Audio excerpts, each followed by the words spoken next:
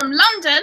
You're in London, is that right? No, I'm in the West Midlands actually. Oh, you're in the West Midlands. Oh, I'm sorry. Gosh, you see how American I've become that now I just assume everyone's in London. In London. Yeah, it's fine. Don't worry. So, thank you so much for spending the time to talk to me.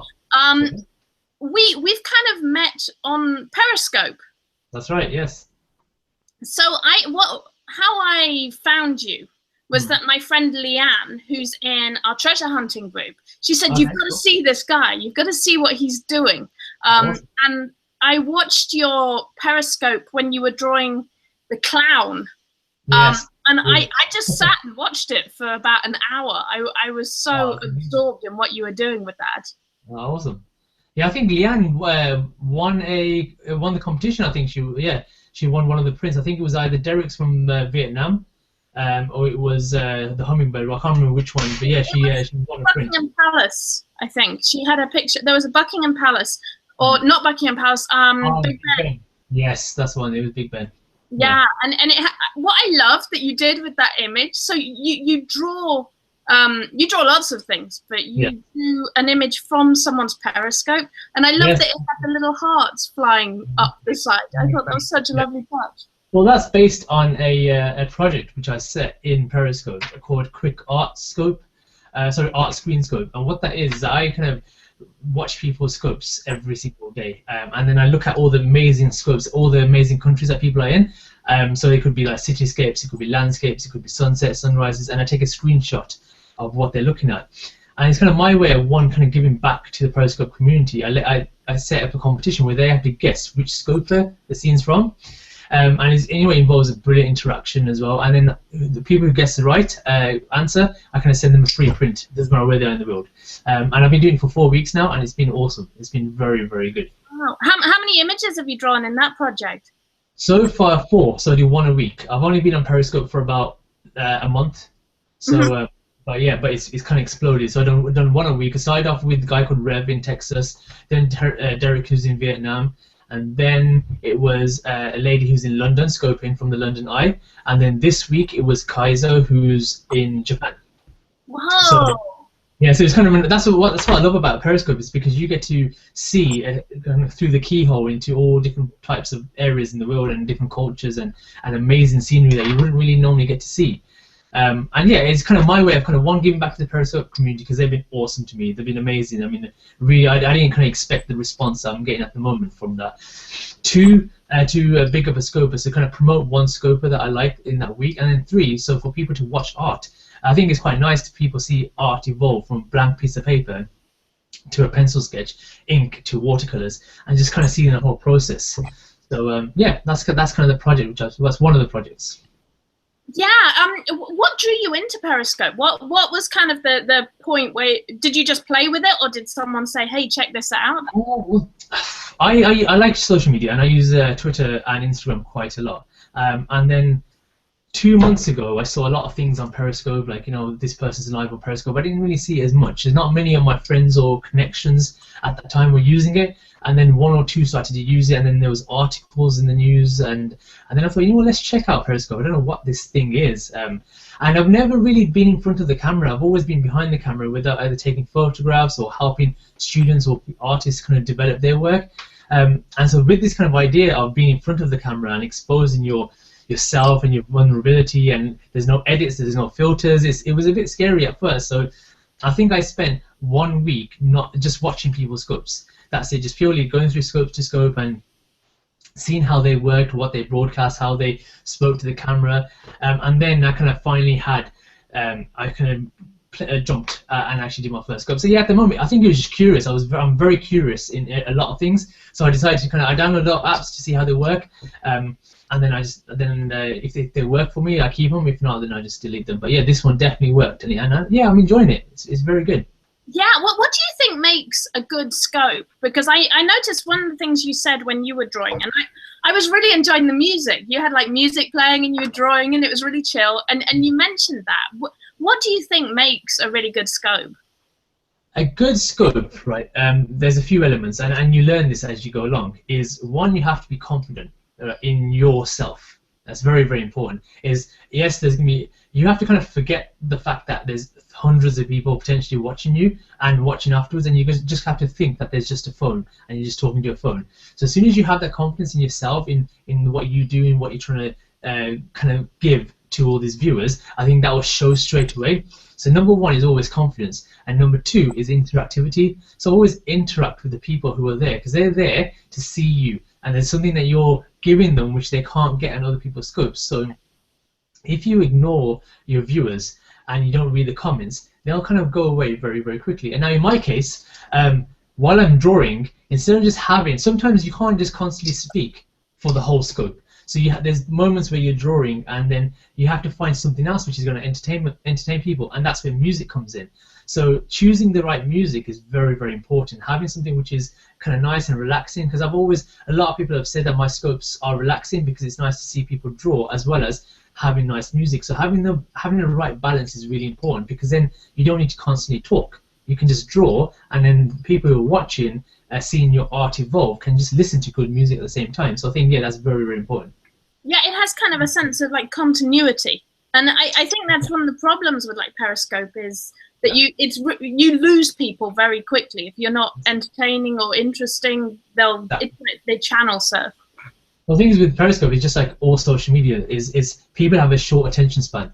Now, if you look at Twitter with 140 characters, if you look at Vine with 6 seconds, and you look at Instagram videos with 15 seconds, everything's condensed and everything's very, very short. So people have to are kind of trained at the moment to read concise information or watch concise clips. So now Periscope has taken that completely out and said you can record a scope for however long you want. And the thing is now, how do you keep those viewers entertained because they're used to 140 characters or 6-second videos? So I think that's a challenge a lot of people are kind of having at the moment. Yeah, and I think that was what really amazed me with your scope, was that you do hold people there for like an hour, which is amazing. When I first started with Periscope, it was just me being curious, and I get invited to a lot of art events and exhibitions and openings. And at that time, there's a law court in Birmingham called the Victoria Law Courts, and it's like 1891, and it's very, very old, it's very grand, and you're not allowed normally to go inside with a camera, and for one day only they let people, the public, coming and to go around wherever they wanted and kind of take photographs and film. So I decided to scope that. And that was the first time I realized that people are really, really interested in seeing things which they can't see. So they can't travel to a city or a country and see. But another thing which I really noticed is advice.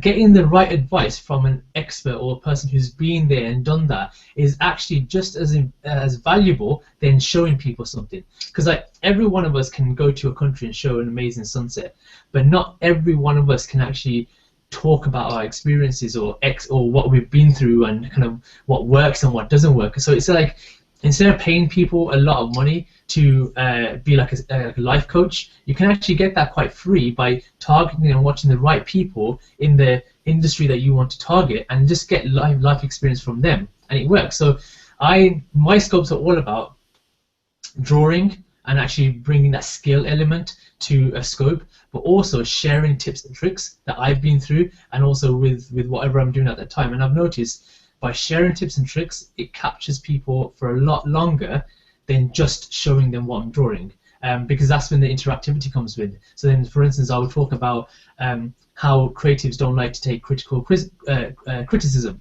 and how I overcame that, and how I teach students, because sometimes I get invited to universities to critique final year students' work, and that's one thing that I always find is that they're not confident in their work or receiving criticism. So, for instance, that's just one of the topics that I kind of speak about, and you'll be surprised at how many people out there are in the same boat. But just it's a nice way of asking those questions, saying, you know what, I can't take criticism properly, but I can ask for help behind the screen by typing on it. So I might not be confident enough to sit in front of a camera, but I can type and ask questions. So I think people find that confidence even that way as well. Wow, you know, I have so many questions for you. I'm just like, my brain's kind of exploding, and I think that's what I found watching. Like, it's amazing how much I got watching you periscoping. Awesome. Like, my brain was really ticking. I loved when you were drawing the clown, and set, and you explain the story behind it. And Yes. my background's kind of in performance art and writing, so I love kind of characters and thinking about people. And you really kind of, the thing that stood out to me was when you said it makes you think about other people, and it kind of, that's right. You said it takes you outside of yourself and outside of your own thoughts, and makes you kind of meditate on other people. Exactly.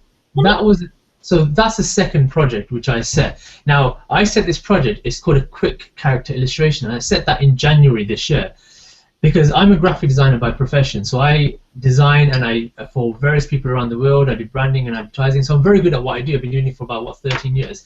However, I started at art school, and I was very good at art, and there was two paths I could have chosen, was art and graphic design, and so I was good at both of them. However, I had to make a tough decision of what would give me a job, which area I can actually earn a living out of. Unfortunately, being an artist is very difficult at having a job, and being a graphic designer, if you study enough and you're good enough, you can actually get a good job.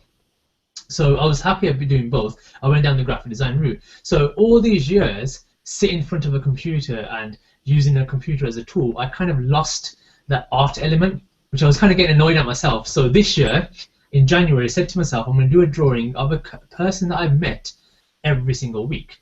But the main element is not just to practice the art skills again, like learning how to use watercolors and learning how to use pens and inks, but also reflect on the people that I've met in the week. So for instance, a lot of us always reflect at the end of the day or at the end of the week on what we've achieved. So I've achieved this and that, and I want to achieve this and that in the next week. But how many of us actually think about who we've met and who has inspired us in that week and who has put us on a certain path?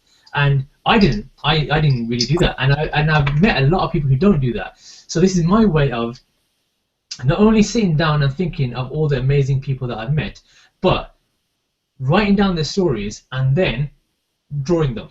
So while I'm drawing them, I tell people on Periscope the story behind that person. That there's a lot more than when you look at a person, like not to judge a person straight away, because there's so much more behind every single person. There's always a story behind every single person. And I think that story element is really, really powerful. So storytelling in general is powerful. In design, in art, in anything is really powerful. But drawing someone and seeing that face evolve from a blank piece of paper and then telling the story, the person who's watching is kind of building that character in their heads as well, and so they're seeing that face evolve from a flat piece of paper to a 3D element, as well as listen to their story. So I think the story element is one of the most important parts of that scope of that project. It's not just the drawing element now, it's actually the story element. So yeah, I'm actually really enjoying that. I think what's really interesting about that is there's a kind of sense of perspectives and shared, like it's almost like a shared artwork. When you put it on Periscope, it's like you have the person that you're drawing, and then you have you as the artist, and then the audience kind of, it's like everyone's projecting what the image means to them and talking about it. It's an amazing sort of shared artwork. Yeah, I mean, with art, the thing is, the beautiful thing about art is that there's no two ways of looking at one piece of art. There's millions of ways, and there's no right or wrong way of looking at art as well. So if I'm drawing a person, what was really nice about the scope I did last night, it was of a guy called Spencer who's got a bald head, he's got a punk look to his face. He's a tattoo artist that I met over the weekend. If you look at him, he's quite, in fact, let me kind of get something for you right now. While I talk to you, I might as well show you some of these artworks. Yeah, that'd be awesome. So Spencer he's actually still in my sketchbook. He's a punk, this guy. Whoa! So when you look at this guy first, right, he's quite angry, he's a bit scary looking, right? And he's got tattoos all on his arms and on his body as well. And a lot of people judge him straight away. And to be honest, I did straight away as well. I thought, you know what, this guy's a bit of a hard knock. Let's keep out the way. But as soon as I met him at a graffiti festival over the weekend, and as soon as I started to speak to him, he was awesome. I mean, really funny guy, down to earth. He plays the piano, he's into classical music, and he helps the homeless. So all this element from him, which you can't get just by looking at him, was what made him and what made the character, not just someone that you would associate like punk and heavy metal and piercing and beating up people. So it's just a negative connotation that we have naturally by looking at this as a stereotype. So that was him, which was really, really nice. The one that you were talking about, this is the clown picture that you were talking about earlier, and this is the same guy. Is he turned up with a friend of mine, and they were going to a fancy dress party or a costume party if you're in America, and he turned up with a friend. And the first thing, if you open the door and look at him, is quite scary looking. But he was a data analyst. He's 43. He's a data analyst, and he never gets to kind of be creative or get out of his comfort zone because he's got what he said quite a mediocre job. Playing with like numbers and a lot of data. So this is his way of kind of breaking those boundaries and actually going a bit crazy for one day and actually revealing a side of him that other people haven't seen. So it's kind of all these sides that are really interesting. But I think the best story that I've had so far, like there's a lot of artwork that I've done. I'm just going to show you the artwork that's got the best after story. I can't find it. Here. So this lady here, I met in a supermarket. So I was with a friend of mine, and you can see that she wears a bandana. A friend of mine also wears a bandana. And so she asked him, like, advice, you tie a bandana. And then once we kind of start speaking a bit more, we realize that she's a cancer patient who's going through chemotherapy. And at first, the first look was a quite serious look. So that's the reason why I drew this. It's quite serious look. But as soon as we started to talk to her, she had a really nice positive vibe to her. She was telling us about the fact that she was in a really successful, well-paid job, and she quit that because she wanted a bit more customer-facing job and less stressful because she's going through quite a tough time. Now, I've not shown any of these drawings to a lot of people. She was the first person that I bumped into the supermarket again, and I told her, I go, look, I told your story to a lot of people on Periscope, and I painted you. And she burst out crying. She literally cried in front of me, and I didn't know what to do. I was like, is she angry? Is she what? But she was really happy, the fact that I shared this story with so many people and the fact that I drew her. So that was the first kind of reaction I had of showing the end product to someone that I drew. And I don't take any photographs of any of these people, so I don't expect them to look identical. That's not the whole point. The point is that these drawings are meant to represent their character. So it's a drawing, not on the photograph, not on the identical look. It's based on kind of what I felt from meeting these people, and that's kind of what will shape the drawing in the end. So yeah, I mean, I've done quite a few of them. I think right now I'm on target, sorry, because I was supposed to do one a week, and then I just failed, and I just did I ended up doing 10. So Periscope's a really nice way of making sure that I do it, because there's actually a lot of people that want to see this. So yeah, then I kind of mix it up now with this project, with the competition. I've received a few commissions now, so kind of doing a bit of commission work on Periscope as well. So yeah, what I'm introducing, next step for me is introducing an element which I'm good at, my expert, which is design and branding. So my next element which I'll be pushing into Periscope is kind of giving tips on branding and design and how to get into design for new starters, for creatives as well. So just like what I do at universities, kind of bring that element now to Periscope. So I'll have the art side and I'll also have the design side. So at that crossroad when I was at college to decide which route to take, I can now bring both sides into one and actually teach people, all types of people, about both sides, about art and design. So yeah, I think it's going quite well. I think that's something that's really amazing about the new kind of media like Periscope, is that we can, I feel that media used to be very tightly limited to, you need a TV station or you need a radio show, or you only have certain ways to broadcast to a large amount of people.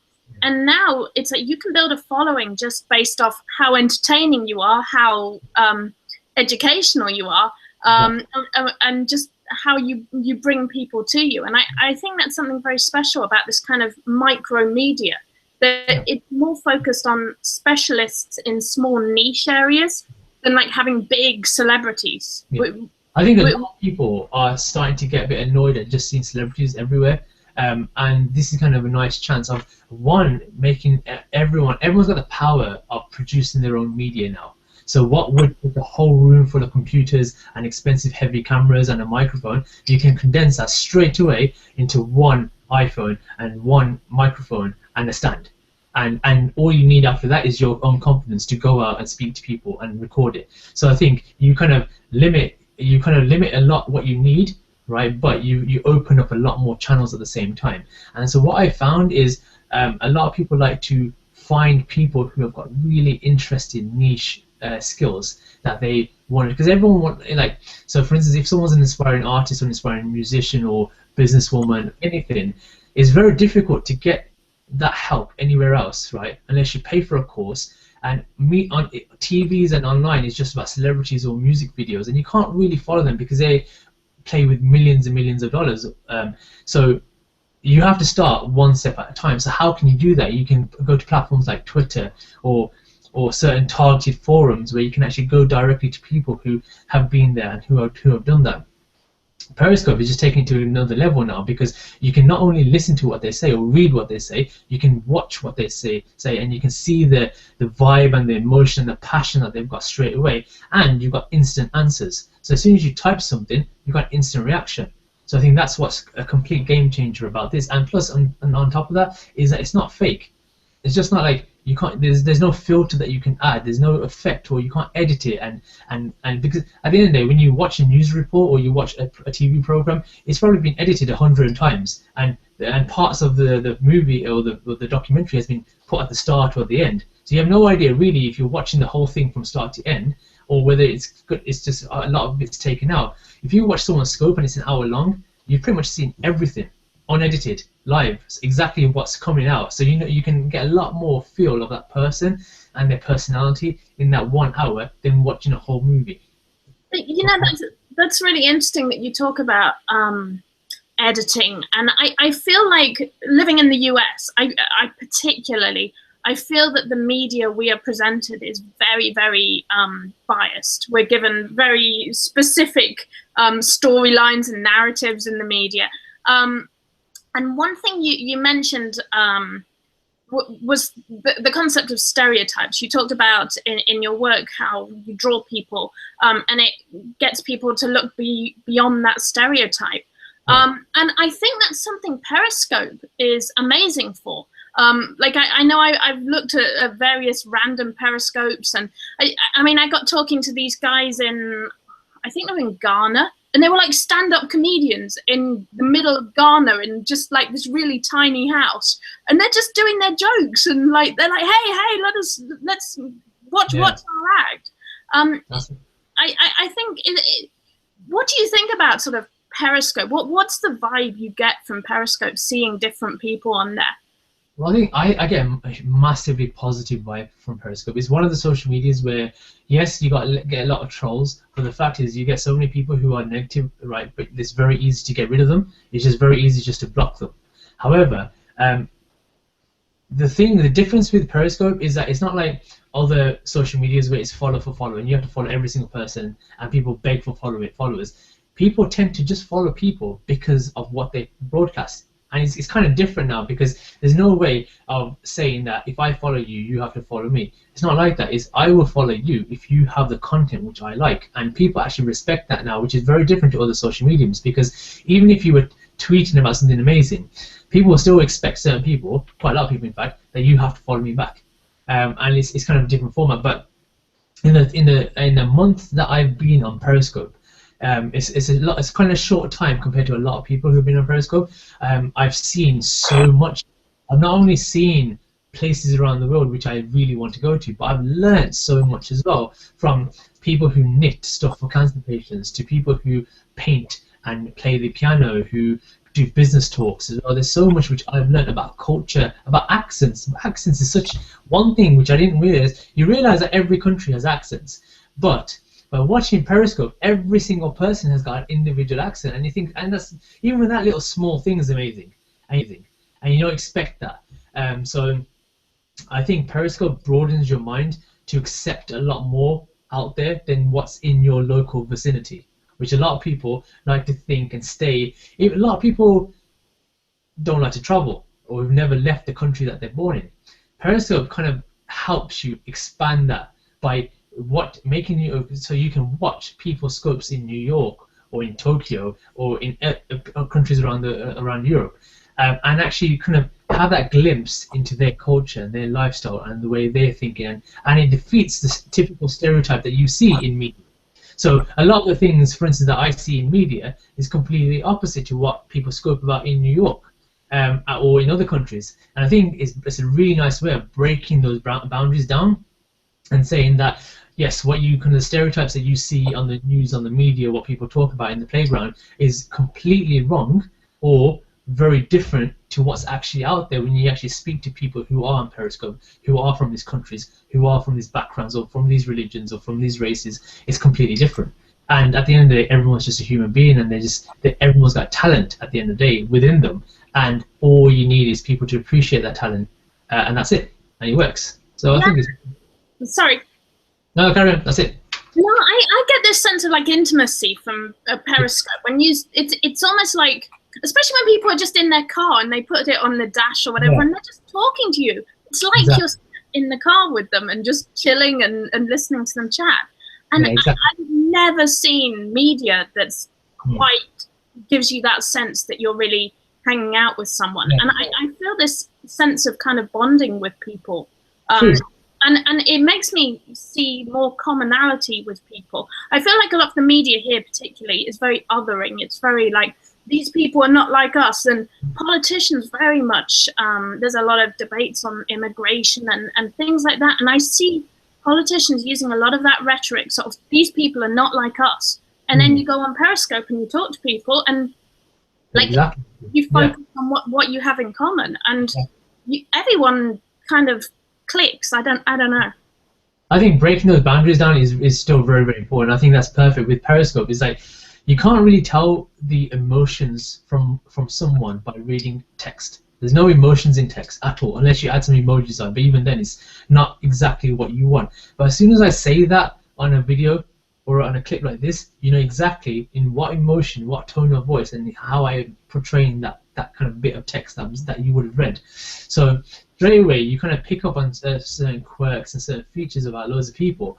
And it's really interesting because I was in London last week and I met up with 4 scopers, which was amazing. I mean, I get invited to Insta Meets, which is via Instagram, and Instagram communities. There's something called InstaMeet where they invite people who use Instagram on a regular basis to meet people outside of social media in the real world, and that's amazing. However, all you see and all you can judge people on Instagram is just their photographs, and that's it.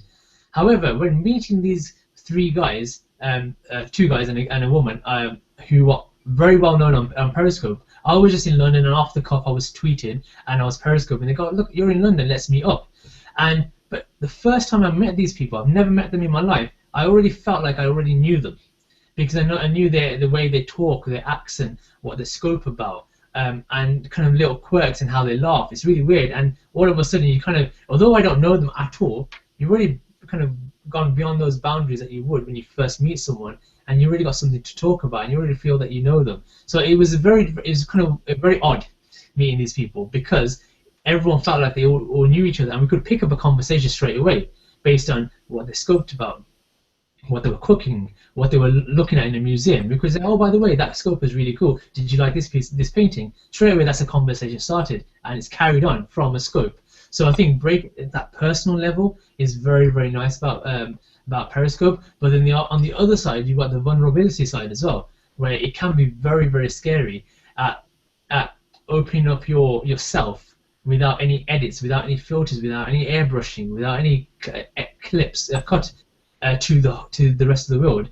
I think everyone needs to learn how to accept who you are, and then other people will accept you for who you are as well. I think that's a very good skill to have, is having that confidence in just to say to everyone, you know what, this is me, accept it, or watch someone else's scope. I'm not going to add loads of airbrush, or I'm not going to add a filter on me to make me look like someone else. It's just, that's it. So I think Periscope takes that out completely, and connects you on a different level, which is quite good.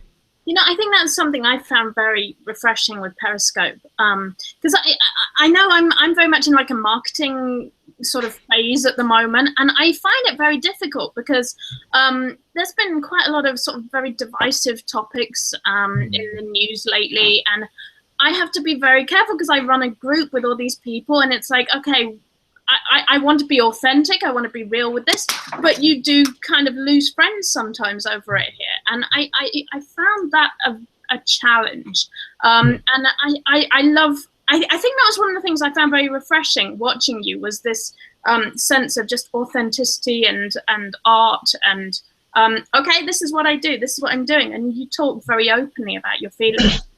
Yeah, I mean, I'm quite open. If you people who always kind of know me as a very open person, I say exactly what I'm thinking, and I've always found that's kind of the best way to be is be candid as well. I'm not going to be fake and just kind of tell people exactly how it is. There's two ways I could have approached Periscope. At first, I didn't really want to show my face. I just would rather show what I was looking at. So I was showing buildings and just talking to the camera. And then it got to a stage where it was like, all right, people, I have got a skill in something, right, and it's very good, and a lot of people would like it. I didn't expect this many people would like it straight away, but it's nice. And as soon as you see that passion and that natural passion with anyone, people naturally warm to that person, because straight away they know it's not fake. They know they're not putting on something. They know they're not acting, right? It's just genuine passion for something. And even if you're not really interested, like I was watching a scope about knitting. I'm not interested in knitting at all, but the person was so passionate. I was really interested in watching her knit these hand bracelets or something, what she was doing for people in another country. And so it takes someone else's passion and rubs it on you. And even if you have no interest in making that product that they're doing or going down that path, you still feel like you want to learn about something that they're doing as well. So I've learned a hell of a lot, but I like that element as well. Because you hook into the person, you kind of get, you click with the person. Yeah, and if you look at the scopes of people who just show landscapes, will get less viewers and less hearts than those that show themselves and that passion. Because people want to see you, people want to see your passion and what you do and what you're good at and those tips and those interactions. And it's very, very nice seeing a sunset. But if you just show a sunset, then that's all they're going to see. And they're going to see this voice from their phone and they don't know where it's coming from and what's the person. They can't connect that voice to the personality. I think that's what people want, is to kind of bridge that gap together and kind of mix. So if people follow you on Twitter, they know how you type or what you share, and then what you talk about on social media, and then what you look like, and they put all that together and kind of build this image of you as well, and that's how they get close to you as well. So I think people really like that personal element of you, of the person. I think that's great. Like, don't be afraid of having a voice and having a point of view and owning that. Exactly. Can I ask you, where do you see this going? Like, do you have a big master plan, or are you just kind of exploring and seeing where it goes? I am exploring. I'm going with the flow. I used My Eye for the first time over the weekend. Now, My Eye is another live streaming application, a software, where it's very different to Periscope because it's short. It's like Snapchat, but it's live and it's very short clips. So I started to use it for the first time on Sunday when I was at the Street Art Festival, just doing short clips, and I found that it's actually really interesting because there's no interaction. So you can't add comments. The only way of seeing interaction is by likes and hearts. So it's very different. But I've actually found that space. So for instance, how I use it is that if I do a drawing, and I would use a scope to show the whole process of my drawing, and I would use My Eye to show the final piece, and just say, this is what I did, this is the story behind the person, thank you for joining, and that's it. And that My Eye live stream is normally only for about less than a minute. So at the moment I'm just practicing. I'm trying to find my niche in what I do, but the main thing is just kind of meeting people and interacting with them outside of Periscope. So I've met a lot of people, amazing people. I've met people up in real life. I've carried on the conversation in Twitter and on Instagram, and I found that I've made a lot more connections as well. So just via Periscope, I've had sorry. I've had quite a few commissions and design work from people who have seen my work at that personal level. So I think my next step would be to bring that design element to Periscope, and then just see how it goes. Really, I'm just having fun at the moment. I'm just kind of having fun at interacting with people all over the world and showing what I'm passionate about. That's it, really. There's no agenda at the moment. It's just that's it. I love that. I think just go on the journey and see where it goes. Yeah, it evolves over time. I mean, when I started, I didn't expect to do 3 drawings a week and do advice on certain things. I didn't expect that at all. So it's constantly evolving, and even now I'm thinking of new things to do next week, and introduce a different element of art, and now introduce branding, and then probably later on today I'm going to do tips on for new starters. So it's evolving as it goes along, which that's the nice thing about Periscope. That's great. Well, thank you so much for spending the time to talk to me. Yeah. Where can we find you? Can you give us? You can find me on various. In fact, I will show you. So this is my stuff. So I'm at Mr Amrit Singh on Periscope, Twitter, and Instagram. Or my website is mrasingh.com. That's MRASINGH, and all my design work. And I've got a shop as well where I sell my artwork. So you can find me on most social medias. But so yeah, thank you. You will not regret it. The Periscopes are just amazing. Well, thank you so much for spending time talking to me. I've so enjoyed it. Oh, thank you. Thank you for having me, though. You've been amazing. And thank you for all your amazing Periscopes. I'm going to keep checking in. Cool. Excellent. All right. Have a lovely day. Thank you.